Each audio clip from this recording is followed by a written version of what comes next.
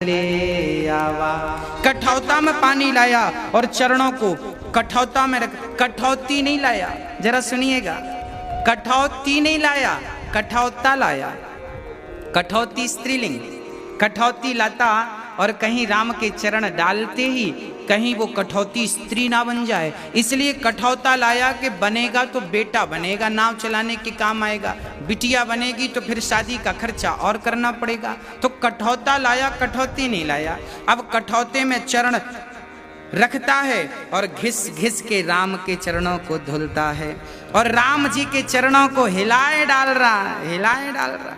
राम जी बोले भैया भागा नहीं जा रहा हूँ, खड़ा हूँ, जरा आहिस्ता आहिस्ता धीरे धीरे धुल।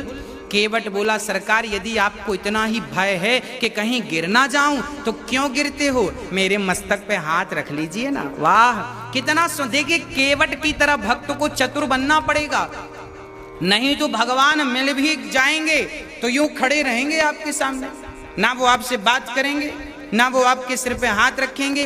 केवट ने कितनी चतुराई से अपने मस्तक पर हाथ रखवा लिया। प्रभु यदि अब देखिए पांव जानबूझ के हिला रहा ताकि इनको लगे कि कहीं गिर ना जाए, और बाद में जब भगवान ने कहा मैं गिर जाऊंगा भाई जरा धीरे से धुल, तो केवट बोला कि मेरे सिर पे हाथ रख लीजिए।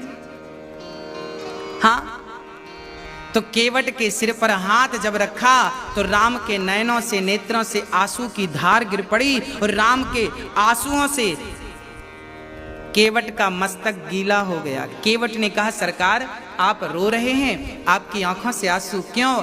तब राम जी ने कहा कि आज तुमने मेरा अहंकार नष्ट कर दिया। केवट बोले कौन सा अहंकार? तब राम ने कहा कि मुझे लगता था कि मैं ही भक्तों को थामता हूँ, मुझे लगता था कि मैंने ही भक्तों को थाम रखा है, पर आज तुमने सिद्ध कर दिया कि मैंने नहीं बल्कि भक्तों ने भगवान को थाम रखा है। आज भक्त केवट ने राम को गिरने से बचाया और हाथ मस्तक पर धारण कर लिया। ये संत जनों के अपने अपने भाव हैं। भक्त और भगवान का एक अलग ही संबंध होता है। भक्तों, गोपियां गालियां देती हैं कृष्ण को, तू निष्ठुर है, निर्दयी है, हाँ प्रेम करना क्या जाने तू तो गाय चराने वाला है, प्रेम करना तो हम जानती हैं, तू क्या जाने, ऐसी बातें गोपियां कहती हैं। और आज केवट राम की सेवा करते हैं और इस प्रकार का आनंद प्राप्त करते हैं। जब चरण धुल लिया तो पत्नी को बुलाया, बच्चों को केवट ने बुलाया। अब राम जी ने कहा पत्नी को क्यों बुला रहा है? केवट बोला सरकार मेरी पत्नी मेरे से 10 साल छोटी है, जरा वो अपनी आंखों से देखेगी कोई धूल तो नहीं लगी। फिर बेटे को अर्थात राम का दर्शन करा के, राम के चरणों का स्पर्श करा के केवट अपने परिवार को तार रहा है। और जब चरण धुल गए तो राम ने कहा केवट अब तो धुल गए, अब तो पार लगा दे, अब तो केवट नाव में बिठा। केवट बोला सरकार पहले जो वेटिंग में थे उनको तो कंफर्म करूं, उन्हें तो पार लगाऊं, आपको बाद में लगाऊंगा। राम जी बोले यहां मेरे अतिरिक्त और कौन है? केवट बोले कि सुनो प्रभु, जो मेरे पितृ लोग हैं, मेरे पूर्वज, आज वो लाइन पर खड़े हैं, आपके चरणों का चरणोदक चरणामृत जब मैं उन्हें पिलाऊंगा, उनके नाम से छिड़कूंगा तो अकाल मृत्यु हरणम सर्वव्याधि विनाशनम विष्णु पादोदिगम पीत्वा पुनर्जन्म न वेद्यते। कहते हैं कि भगवान के चरणों का चरणामृत कोई पी ले एक बार तो वो अकाल मृत्यु से बच जाता है। इसलिए भगवान के चरणामृत जरूर पीना चाहिए। ठाकुर जी को स्नान कराओ, लड्डू गोपाल जी को जो स्नान कराते हैं, शालिग्राम भगवान को हम जो स्नान कराते हैं, उनको स्नान कराने के बाद जो पानी जो जल बचता है उसी को चरणामृत कहते। वो भगवान के चरणों का अमृत हमारे लिए बन गया, हाँ चरणामृत बन गया। अब उसे बच्चों को पिलाइए, घर में छिड़किए, पूर्वजों के नाम से छोड़िए तो पूर्वजों को वो जल प्राप्त होता है और पूर्वजों को उससे मुक्ति मिल जाती है। ये प्रसंग रामचरितमानस का। केवट के पितृ, केवट के पूर्वज राम के चरणों के जल मात्र से तर गए। ये चरणों के चरणोदक की चरण जल की महिमा है, चरणों के जल की महिमा है भगवान के। ऐसी ऐसी परम परम सुंदर सी पावन सी कथा। तो मैं आपसे यह निवेदन कर रहा था कि भक्तों को भी भगवान से थोड़ा सी जिद करना पड़ता है। जिद करिए, प्रभु मुझे दर्शन दीजिए, भगवान के लिए रोइए, भगवान के लिए जो आप कर सकते हैं करिए। और जब जिद करेंगे ना तो भगवान आएंगे, और लॉलीपॉप में उलझ गए तो फिर आने वाले नहीं। बोलिए भक्त वत्सल भगवान की जय।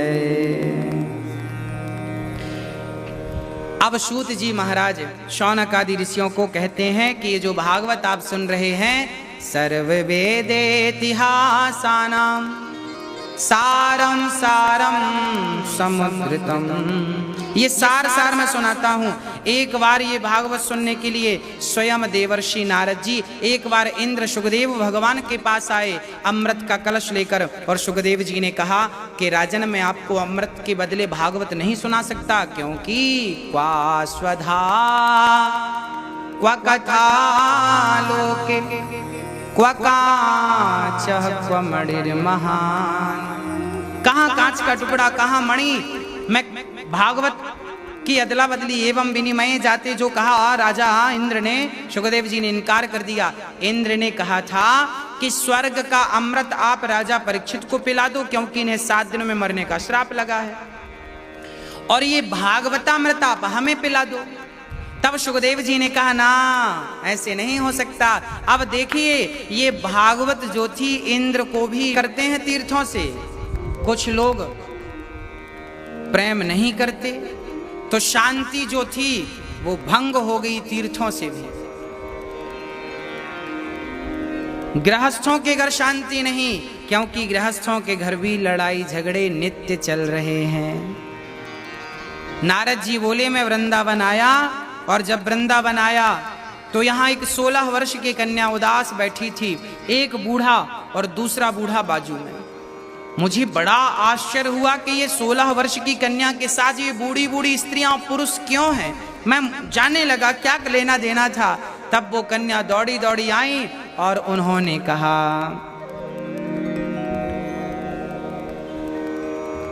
भो भो साधु क्षणं तिष्ठ मच्चिन्तामपि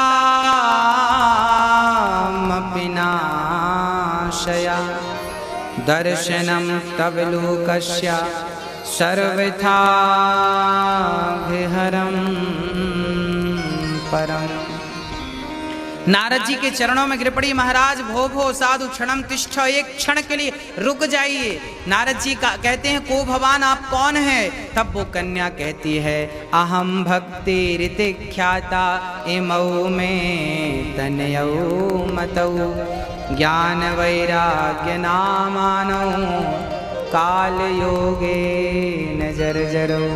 महाराज मेरा नाम भक्ति है, ये मेरा बेटा ज्ञान है, ये मेरा बेटा वैराग्य है। नारद जी बोले महारानी आपकी ये हालत हो गई, आप भक्ति हो। हाँ। बोले कैसे हालत हो गई। बोले जब से कलयुग आया, इस कलयुग में भक्ति तो फिर भी उत्पन्ना द्रवणेशाहम वृद्धिम कर्णाटके गता क्वचित क्वचिन महाराष्ट्रे गुर्जरे जीर्णताम गता। भक्ति कहती है मेरा जन्म द्रवण देश में हुआ, वृद्धिम कर्ण में कर्नाटक में पली बढ़ी, गुजरात में कहीं कहीं सम्मान मिला और महाराष्ट्र में कहीं कहीं सम्मान मिला, गुजरात में बुढ़ी हो गई। और वृंदावन जब आई तो धन्यम वृंदावनम तेना भक्तिर नृत्यति यत्र च। वाह। इसका तात्पर्य यह है कि भक्ति प्रकट कहाँ होती है। बोले भक्ति हृदय में प्रकट होती। उत्पन्ना द्रवणेशाहम, भक्ति सबके हृदय में उत्पन्न होती है। वृद्धिम कर्णाटकी गता, कानों से जब कथा सुनेंगे गोविंद की तो भक्ति बड़ी होगी। क्वचित क्वचिन महाराष्ट्रे, महाराष्ट्र मतलब ये शरीर, इस शरीर में शरीर से कोई भक्ति करता है तो कोई भक्ति नहीं करता। जब भक्ति करता है कोई तो भक्ति को सुख मिलता है, भक्ति नहीं करता तो भक्ति रोती है, उदास हो जाती है। इस शरीर से कोई आस्तिक है, कोई नास्तिक है। हाँ तो और गुजरात में तो भक्ति बूढ़ी होगी। गुजरात क्या, गुजर गई रातें भजन के बिना। जब आप कथा नहीं सुनेंगे, मंदिर नहीं जाएंगे, भजन नहीं करेंगे राम नाम कृष्ण नाम नहीं जपेंगे तो भक्ति बूढ़ी हो जाएगी। आपके भीतर भक्ति बूढ़ी हो गई और आपके अंदर आपका आलस्य जवान हो गया। जब आप आलस्य करते हैं ना, चलो चलो 4 बज गए, गुरुजी ने कहा था 4:30 बजे जाग जाओ, 5 बजे तो बिस्तर छोड़ दो, नींद तो खुल गई, पर आलस्य आ गया, थोड़ा सा और सो लेते हैं, थोड़ा थोड़ा करते 6:30 बज गई, 7 बज गई। अब भजन का समय फिर कम करना पड़ेगा आपको, क्योंकि आप बहाना करेंगे, काम है। आलस्य का परित्याग करिए। आलस्य जवान है आपके भीतर, आलस्य को बूढ़ा कर दीजिए और भक्ति को जवान कर दीजिए। भक्ति अधिक करेंगे तो वो जवान होगी। अब वृंदावन में भक्ति तो जवान थी, पर ज्ञान वैराग्य का कोई ग्राहक नहीं था। ज्ञान वैराग्य अर्थात इस युग में कोई ज्ञान को कोई वैराग्य को धारण करना नहीं चाहता, सब यूं ही चल रहे हैं। तब नारद जी ने कहा चिंता ना करो, केशव की गोविंद की शरण ग्रहण करो। जैसे भगवान ने द्रौपदी की रक्षा की, आपकी रक्षा जरूर करेंगे। वृथा खेद यसे वाले, वृथा खेद मत करो और प्रेम पूर्वक गोविंद की शरण ग्रहण करो। नारद जी ने गीता वेद वेदांत का पाठ ज्ञान वैराग्य को सुनाया, पर ज्ञान वैराग्य की मूर्छा टूटती तो है, फिर मूर्छित हो जाते हैं। अब क्या होता है? अब आकाशवाणी हुई भागवत सुनाइए। तब भागवत की खोज में बद्रीनाथ पहुंचे और संतों से कहा यह सत्कर्म क्या है? संतों ने कहा कि भागवत ही सत्कर्म है। संतों ने एक जिज्ञासा रखी, प्रभु क्या भागवत सुनने से मोक्ष मिल जाएगा? हाँ।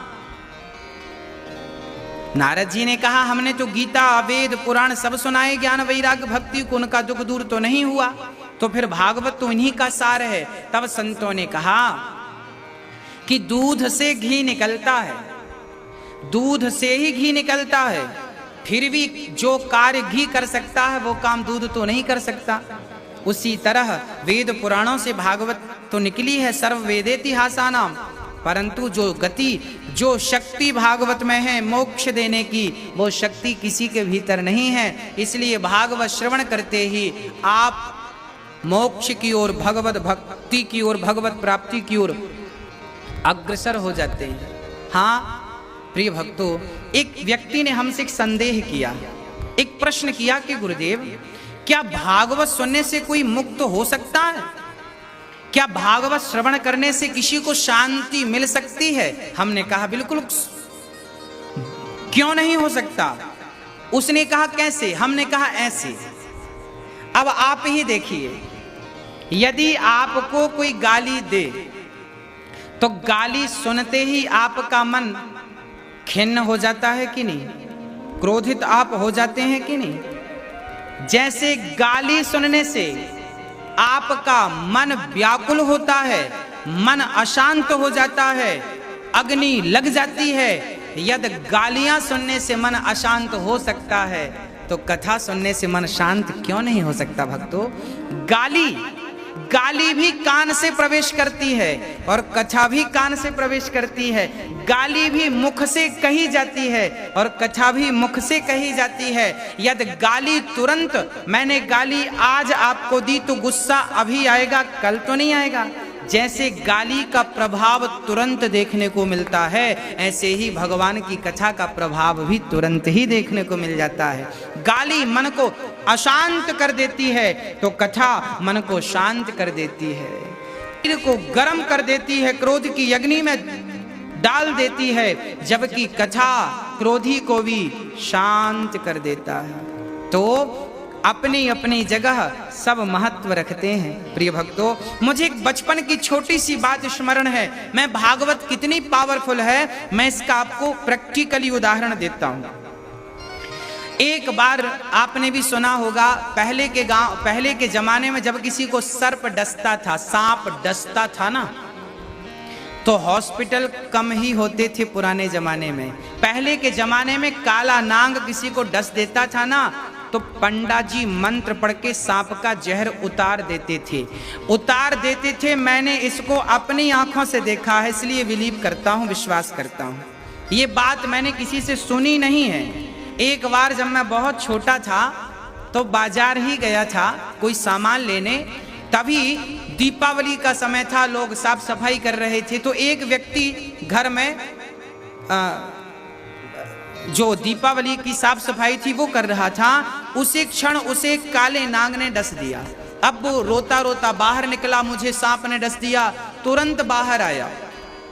उस जमाने में वो डिब्बा चलता था जो 1 रुपए डालो और बात करो। तो उस व्यक्ति के पास कोई जानकार व्यक्ति था, उसने उसको फोन लगाया जो सांप के जहर को उतारता था। ये मेरी आंखों के सामने की घटना। उस समय मेरी उम्र लगभग 9 वर्ष रही होगी, 9 या 10 वर्ष। अब कान में मोबाइल फोन लगाया वो डिब्बे वाला, पैसे डाले और वहां से उसने मंत्र पढ़ा और यहां पर बताया गया कि ऐसे ऐसे करो। उसने मंत्र सुना और वैसे वैसे किया गया। मेरी आंखों के सामने काला नाग डसा था। वो व्यक्ति रोता रोता आया था, 2 लोग पकड़ कर लाए थे और 5 मिनट के भीतर ही वो बढ़िया हंसता हंसता चला गया।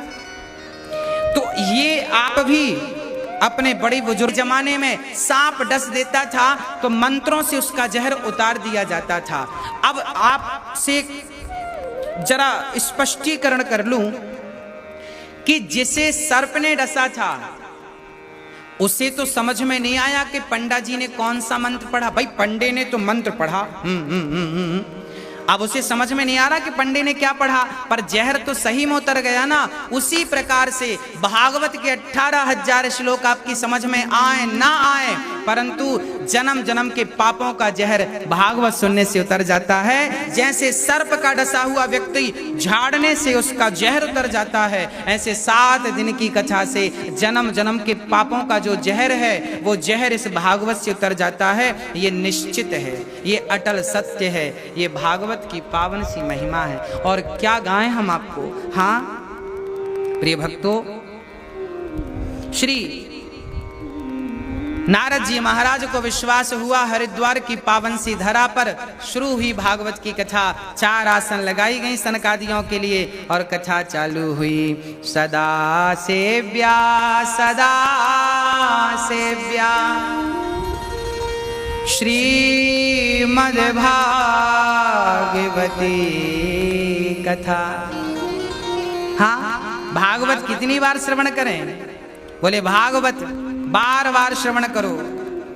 भागवत श्रवण करने से केवल नाम जपने मात्र से कल्याण हो जाता है। यत् फलम नास्ति तपसा न योगेन समाधिना तत् फलम लभते सम्यक कलौ केशव कीर्तनात्।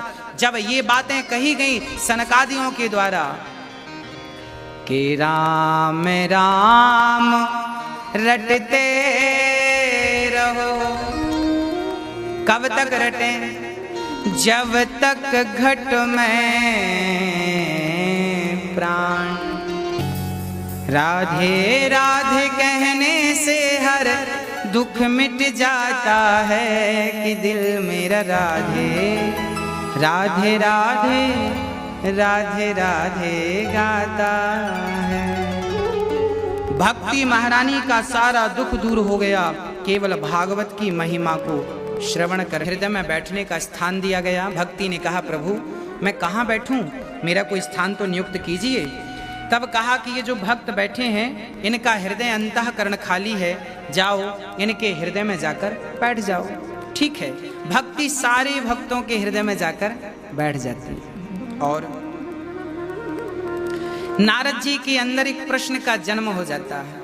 नारद जी कहते हैं सनकादियों से, हे प्रभु कोई पुण्यात्मा व्यक्ति भागवत सुन के तर जाए तो आश्चर्य नहीं है, कोई पापी व्यक्ति भागवत सुन के तर जाए तो आश्चर्य नहीं है, कोई पुण्यात्मा भागवत सुन के तर जाए तो आश्चर्य नहीं है, परंतु क्या वह व्यक्ति तरेगा जिसने जीवन भर पाप किया हो?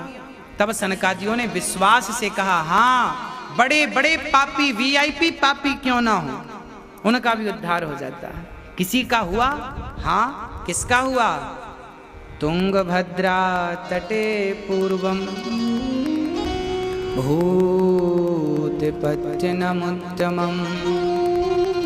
यत्र वर्णः स्वधर्मेण सत्यसत्कर्म तत्परः। तुंगभद्रा नदी के किनारे एक पंडित जी रहा करते थे। पंडित जी का नाम था आत्मदेव। आत्मदेवः पुरे तस्मिन् सर्व वेद विशारद। आत्मदेव जी के जीवन में सब कुछ था। धन था, प्रतिष्ठा थी, पद था, सब कुछ था, परंतु एक चीज की कमी थी। मात्र आत्मदेव जी के घर कोई संतान नहीं थी, कोई पुत्र नहीं था। आत्मदेव जी ने बहुत पूजा की, पाठ किया, यज्ञ किया, जप किया, तप किया, सब कुछ किया पुत्र की प्राप्ति के लिए, पर पुत्र नहीं हुआ, पुत्र नहीं हो सका। कई बार क्या होता है कि हम संसार की कामना करने लग जाते हैं। एक सज्जन हमसे कहते हैं, गुरुजी हमारे पुत्र नहीं हैं, अब हम भगवान को क्यों माने? इतनी पूजा करते हैं, इतनी पाठ करते हैं, इतने यज्ञ करते हैं, इतना जाप करते हैं, पर हमारे पुत्र नहीं है, संतान नहीं है। क्यों? हाँ, संतान नहीं है। अब संतान के लिए आप देखिए, नारद भक्ति सूत्र में लिखा है श्री नारद जी ने कि भगवान की भक्ति तो करो, परंतु कोई चाहत मत रखो। यदि कोई चाहत रखेंगे और वो चाहत पूरी हो गई तब तो आप भगवान की जय जयकार करेंगे, और वो चाहत अधूरी रह गई तो फिर भगवान से शिकायत करने लग जाएंगे, अरे भगवान तो हैं ही नहीं, होते तो ये क्यों होता। इसलिए भगवान की भक्ति निष्काम हो, कोई चाहत नहीं, चाह गई चिंता मिटी मनवा बेपरवाह, और जिसको कुछ नहीं चाहिए सो ही साहंसार। कोई कामना नहीं, निष्काम निष्कपट भक्ति होनी चाहिए, निष्काम। हे प्रभु आपकी मर्जी, जो देना चाहें आपकी मर्जी से दीजिए। देना है पुत्र तो दीजिए, नहीं देना मत दीजिए। सच्चाई तो यह है कि हम संसार के लोगों को देखकर परेशान हैं, इनके बेटा है, इनके बेटा है, मेरे बेटा नहीं है। हम देखते हैं तो हमें लगता है कि हमारा भी होना चाहिए, परंतु सच्चाई यह नहीं है।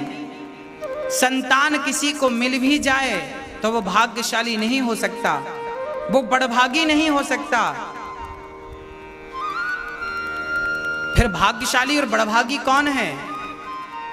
बोले जिनका हृदय, जिनका मन भगवान में लगा है, जो भगवान का नित्य चिंतन कर रहे हैं, जो कृष्ण को ही अपना धन मान रहे हैं। मीरा कहती है, मेरे तो गिरधर गोपाल दूसरो ना कोई। जिसने कृष्ण को ही अपना मान लिया हो, भला उसे फिर किसी और चीज की चाहत क्या है? क्या चाहत है, क्या कामना है, क्या इच्छा है? कोई कामना नहीं, कोई इच्छा नहीं। हाँ, जो देना है देंगे विधाता। आत्मदेव जी ने बहुत पूजा की, बहुत पाठ किया, पुत्र नहीं मिला, मन संसार से हट गया, वैराग्य ले लिया। जो इच्छा आपको बार बार तंग करे, परेशान करे, उस इच्छा को त्याग दीजिए। उस त्याग में ही सुख है। हाँ, सुख है त्याग में। यदि आपने त्याग ना किया तो सुख कैसे मिलेगा? जैसे आपकी इच्छा है कि मैं गाड़ी लूं, गाड़ी की कीमत 5 लाख रुपए है। अब 5 लाख रुपए अभी आपके हैं, अब ये 5 लाख रुपए आपको देना पड़ेगा, अर्थात इनका त्याग करना पड़ेगा। जब देंगे तो गाड़ी मिलेगी, तो इसका त्याग करेंगे तो दूसरा सुख मिलेगा, त्याग नहीं करेंगे तो सुख नहीं मिलेगा। इसलिए आपकी जो अपनी इच्छाएं हैं, जिन इच्छाओं ने आपको परेशान कर रखा है, उन इच्छाओं का जब तक त्याग नहीं करेंगे तब तक सुख की अनुभूति संभव नहीं है। तो यदि सुख चाहते हैं तो त्याग करिए इच्छाओं का। आत्मदेव ने सारी इच्छाएं त्याग दी और प्रेम से भजन करने लगे। एक दिन पड़ोसी ने आकर कह दिया कि आपकी गाय बछड़ा बछड़ी को जन्म नहीं दे रही है, तुलसी बार बार सूख जा रही है। क्यों? क्योंकि आपके घर पुत्र नहीं है। अच्छा, जिनके पुत्र नहीं होते ना, वो बहुत परेशान होते हैं, मेरे पुत्र नहीं है। लोग बड़े ताने मारते हैं, इसने ताने मार दिया, उसने ताने मार दिया। मैं आपसे प्रार्थना करता हूं, किसी के तानों पर चले मत जाइएगा। ताने किसी ने मार दिए सो मार दिए, परेशान मत होइएगा, तानों की परवाह मत कीजिएगा। हाँ, पुत्र के प्राप्त होने से कोई महान नहीं होता। मीराबाई के भी कोई पुत्र नहीं था, यशोदा माँ के भी कोई पुत्र नहीं था। यशोदा ने कृष्ण को अपना बेटा मान रखा था, वो तो देवकी पुत्र थे। बस जैसे यशोदा ने कृष्ण को अपना बेटा मान लिया, आप भी जीवन में जिस चीज का अभाव है, पुत्र का अभाव है, तो कृष्ण को पुत्र मान लीजिए। भाई का अभाव है तो कृष्ण को भाई मान लीजिए। पति नहीं है तो कृष्ण को पति के रूप में देखिए। गुरु नहीं है तो कृष्ण को गुरु के रूप में देखिए। कृष्णं वंदे जगत गुरुम। आपके जीवन में जिस रिश्ते का अभाव है, उस जगह श्री कृष्ण का भाव बनाइए, फिर देखिए आनंद ही आनंद होगा। आनंद ही आनंद होगा। आत्मदेव जी पड़ोसी की बात से विचलित होकर घर का त्याग करके और जंगल में मरने के लिए गए। वहां एक संत ने देखा ब्राह्मण रो रहा है। तब संत ने कहा, कथम रोदसी विप्रत्वम काते चिंता बलीयसी वदत्वं सत्वरं मह्यं स्वस्य दुःखस्य कारणम्। हे ब्राह्मण, संत ने कहा, कथम रोदसी विप्रत्वम काते चिंता, क्या चिंता है आपके अंदर? बदत्वम सत्वरम मह्यम, मुझे सच सच बताओ आपके अंदर क्या चिंता है, आप क्यों रो रहे हैं? तब आत्मदेव ने कहा, धिग्जीवतम प्रजाहीनम धिग्रहम चा प्रजा बिना। मेरे पुत्र नहीं है इसलिए मैं रो रहा हूं। संत ने समझाया, राजन, मेरे भी संतों के भी कोई पुत्र नहीं है। ये पुत्र की अभिलाषा त्याग दो, पुत्र की इच्छाएं त्याग दो और कृष्ण को अपना मान लो। संत की बात आत्मदेव जी की समझ में नहीं आई। मुझे पुत्र चाहिए, जिद कर लिया, मुझे बेटा चाहिए, पुत्र चाहिए। ठीक है, संत ने कहा, यदि चाहिए सो ले लो। लो, ये फल अपनी पत्नी को खिलाना और फल खाने से आपकी पत्नी गर्भवती होगी, पुत्र होगा। वो तपस्वी संत का फल ले जाकर आत्मदेव ने पत्नी धुंधली को दिया। धुंधली खाओ। धुंधली ने विचार किया, खाऊंगी गर्भवती हो जाऊंगी और फिर पुत्र होगा, ये कष्ट कौन उठाएगा। आत्मदेव जी तो चले गए। आत्मदेव के जाते ही धुंधली विचार करने लगी, फल खाऊं कि ना खाऊं, खाऊं कि ना खाऊं। तब तक बहन आ गई। बहन ने कहा, फल वल खाने से कोई बेटा नहीं होता, गौ माता को खिला दे। मैं गर्भवती हूं, मेरा बेटा ले लेना। धुंधली ने बहन का बेटा खरीद लिया। फल गाय को खिलाया, गाय को सुंदर सा बालक हुआ, नाम रखा गौ।